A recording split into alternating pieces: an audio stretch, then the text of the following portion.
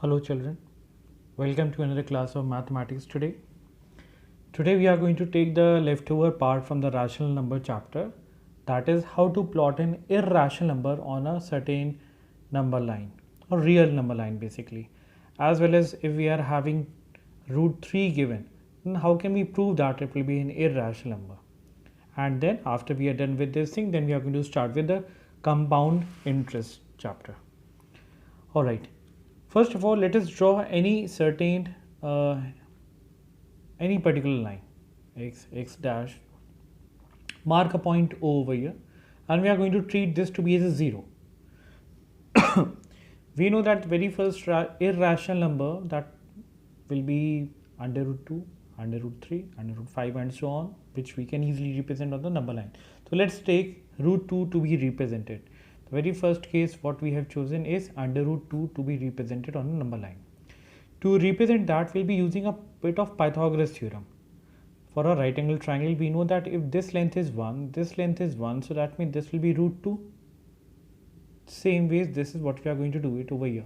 We are going to mark down a point at 1 unit from O and we will mark it down to be as A.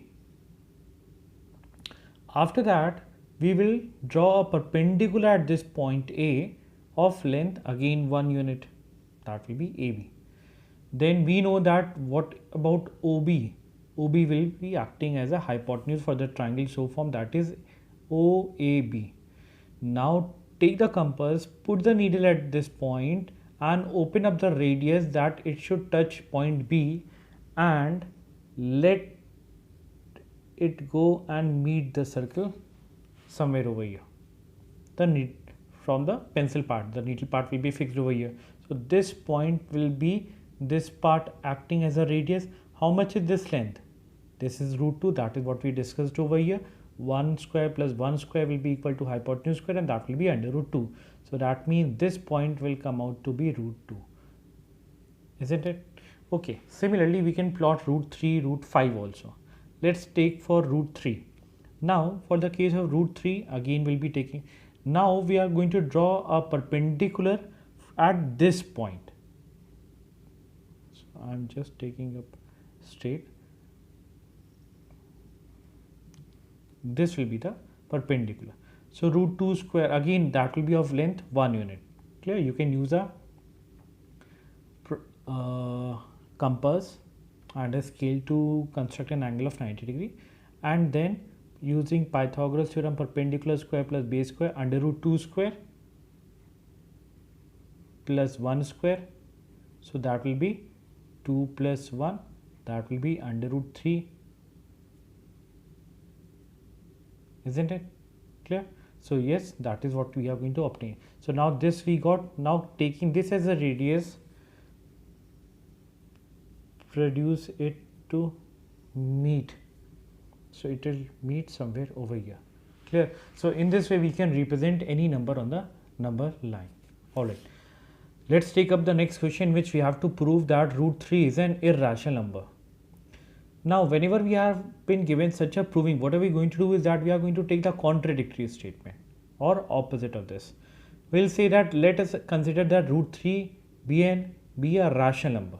So if any number is a rational number, we know that there will be no common factor between the numerator and the denominator apart from 1, because we know that rational number has to be written in the simplified form, and when written in the simplified form they will not be having apart from 1 any other common factor.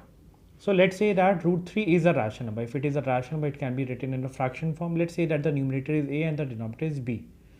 Now squaring both the sides, so it will be 3 a square b square cross multiplying, so a square will be equal to 3b square.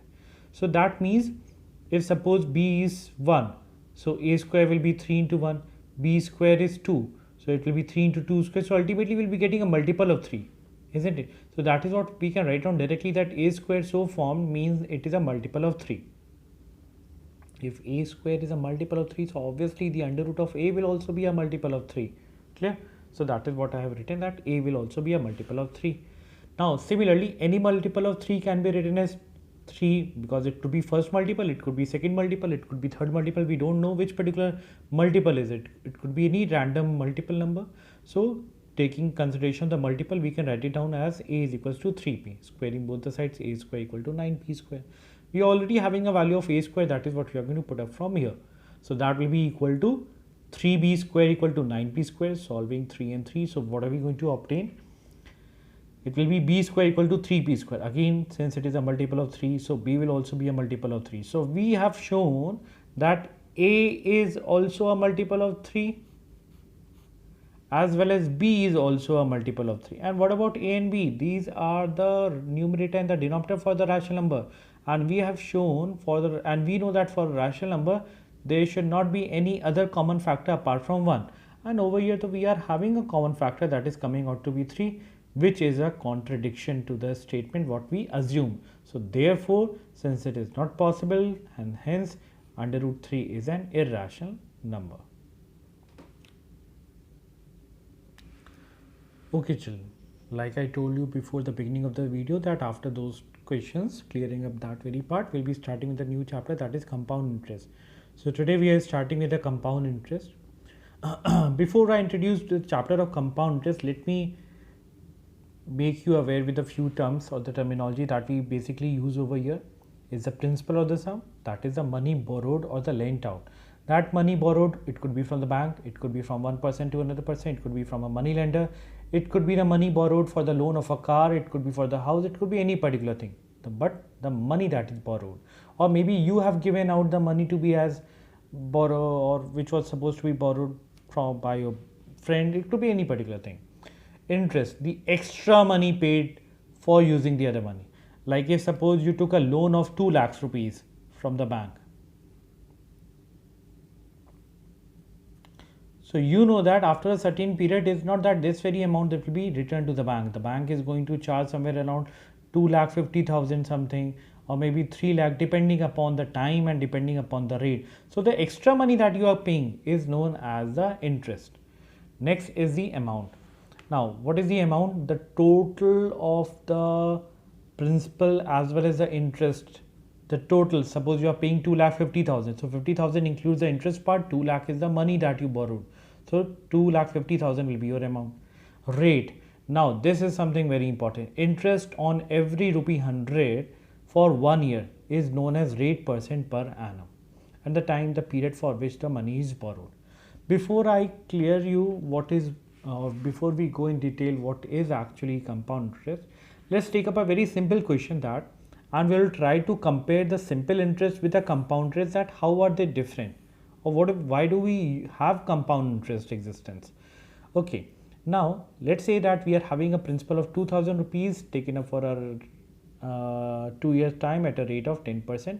Let's try to calculate the simple interest. What according to the simple interest, what will be the total amount formed, and according to the CI, the compound interest, what will be the total amount. We know that simple interest can be directly calculated. Principal into rate into time, we could take 2, and that will be the total. Or we have taken out for first year and for second year, so that we could have a similarity in the steps that we are going to show the difference for. So that means it will be 2,000 principal into rate, 10% into time. For the first year it will be 1, so it comes out to be rupees 200. Now when we are going to calculate the interest for the second year, what are we going to take? 2,000, because that is what the principal is being present, or the principal borrowed. So that means 2,000 into 10 into, suppose had it been third year, so again we would have taken to be as 2,000 only. That means the principal stays the same irrespective of the number of years that it has been taken for. It continues to be the very same value. So 2,000 into 10 into 1 upon 100 is going to give us 200, and so the total interest we are going to have will be 400, and the amount so to be returned will be the principal taken, that is 2,000, plus the total interest. Total interest is 400, so that means the total amount due according to simple interest will be 2,400. Now let's check for the compound interest. For the first year, again 2,000 into 10 into 1, principal into rate into time, P into R into T upon 100 is a formula, very simple thing that we calculate using the interest.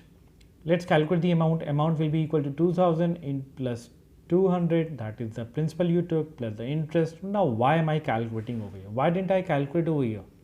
Because whatever is the amount at the end of first year, same is going to become the principal for the next year. That is what it is.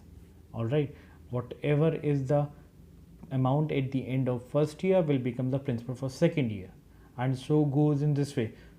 Amount at the end of second year will become the principal for the third year. Amount at the end of third year will become the principal for the next year, and so on. But over here we can see that whatever was the principal given first year, second year, third year, it will stay the same, but over here it is not staying the same. Now let's complete the question, then we'll talk about in detail. So principal for the second year comes out to be 2200, so it will become the principal for the second year. So 2200 into 10 into 1 upon 100, so that comes out to be rupees 220. So that means the total amount will be equal to the principal for the second year will be taken up, not for the first year. The principal for the second year is 2200 plus the interest generated in the second year, that will be the total amount. Now what is the total amount? 2420. And what is the total amount at the end of 2 years over here? 2400. So is there a difference? 2400 and 2420. Yes, there is a difference of rupees 20. So that means if suppose we are going to use a compound interest to lend money, we will be getting more income as compared to simple interest. And if we are going to borrow our money on the basis of the compound interest, then we will be paying more as compared to simple interest. It's a very simple thing. So why is it happening? We are using the same formula, same value, same rate, same time, but still the values are coming out to be different. Why? Because over here this is getting added, the interest is getting added. That means interest is not returned to the to the money lender. Over here whatever the interest generated, it's returned. So that means he is having, or the person who has borrowed is having only 2000 on which he will again give the interest, and that continues. And over here it continues, whatever the interest generated, it gets added up to the principal of that very year and will become the amount at the end of that very year. Alright children, so you can pause the video before you move ahead. If you have any doubt, go through this before you move ahead. Now, few important things regarding the CI and the SI, that is for the first year, so they will be having the same value, whatever be the CI, whatever be the SI, for the same principal, same rate. Time will be one for both the cases, first year since it is, so it will be same. Very, very important, the interest generated or occurred over here is returned to the lender in the case of CI, whereas when we talk about the principal in the case of SI, that is returned. All right, in the CI, it is returned to the lender. That means it is again getting added up. It is, so that is not returned. Interest whatever is generated is not returned to the lender. Instead, it gets added to the principal, and so gets the amount so obtained will become the principal for the next year, and so it goes on. All right. Now you can open up the exercise 2A. We will take a few questions and then I will give you the assignment. And children, be very particular with the assignment. Whatever the thing given, you have to do it on the fair register, and most of you do not turn in with your work. You are not showing it, you are not sending the scan copy over there in the Google Classroom. Now those of you are not going to follow this thing, very strict action will be taken up against those. So please be very particular. Okay children, let's take up this question. It says that there is a person, Sudhakar, he borrows rupees 22,500 at the end at 10% per annum compounded annually, and if he repays rupees 11,250 at the end of first year and rupees 12,550 at the end of second year, find the amount of loan outstanding against him at the end of third year. So we have to calculate for at the end of third year what will be the outstanding. So let's calculate for the first year. Principal, rate and the time will be 1, so it comes out to be 2250. Let's calculate the amount. Amount will be principal plus interest, that comes out to be rupees 24,750. So this comes out to be the amount at the end of first year. Now that will become the principal for the second year. No, he is repaying. So now in this case we will subtract, because the question is mentioning after repayment we will have to proceed. He is repaying at the end of first year, so that means after subtracting the money, the leftover will become the principal for the second year. So which comes out to be rupees 13,500. Again calculating the interest onto this into time as 1, second year rate as 10% upon 100, so it comes out to be 1350. So amount will be 13500 plus 1350, that comes out to be 14850. So now for the third year, after the repayment, now he is again repaying at the end of third year. So that will be 12,550 will be subtracted from the amount generated at the end of second year. So this will become your principal for the third year. And so again principal into rate into time, rate into time upon 100. So this comes out to be rupees 230 as the interest, which when added to the principal of that year will become the total amount at the end of third year. Now he is not returning at the end of third year. At the third year, whatever is the money is the total outstanding amount that he needs to pay. You might be having a question in which all this is same, he is paying, repaying this, he is repaying this, and at the end he is clearing off his debt by paying by giving up a watch. The person who took this money, he repaid this much at the end of first year, this much at the end of second year, and on the third year, instead of repaying the money, he is giving away the watch so that the account gets settled. So that means he is due to pay rupees 2530. So by paying and by clearing, this means that he is not not in a state now to clear up this amount. In that very case, he is giving away his watch. So that means the cost of his watch will be equal to the money that is outstanding, that is rupees 2530. So this will be the cost for the watch. Let's take one more question in which we have been given as find the amount and the compound interest on rupees 64,000 taken up for a time of 1.5 years at 15% per annum, and the interest being compounded half yearly. Up till now we have seen that we were calculating the cases in which it was yearly. Yearly means one complete year, that is what we were writing on 1 year, first year, second year, third year. But now it says half yearly.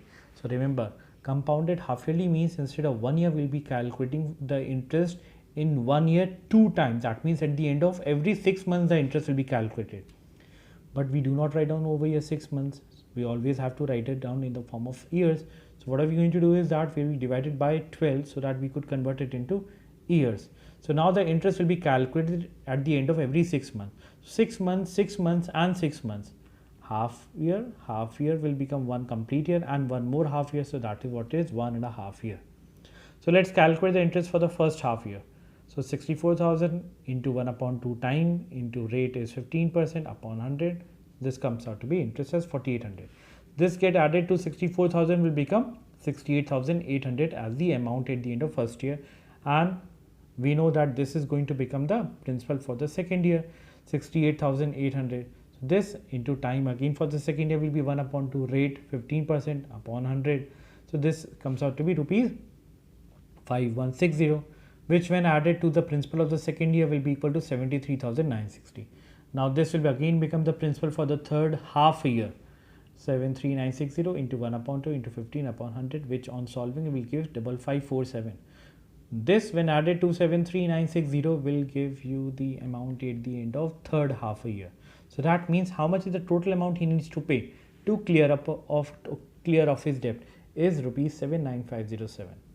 Now out of this saying, how much is the principal is 64,000. So that means if we subtract 64,000, what are we going to obtain? The interest extra money that he is paying is rupees 15,507. This is one way. The other way could be calculate the I1, calculate I2 and calculate I3. That will also account equal to the total CI.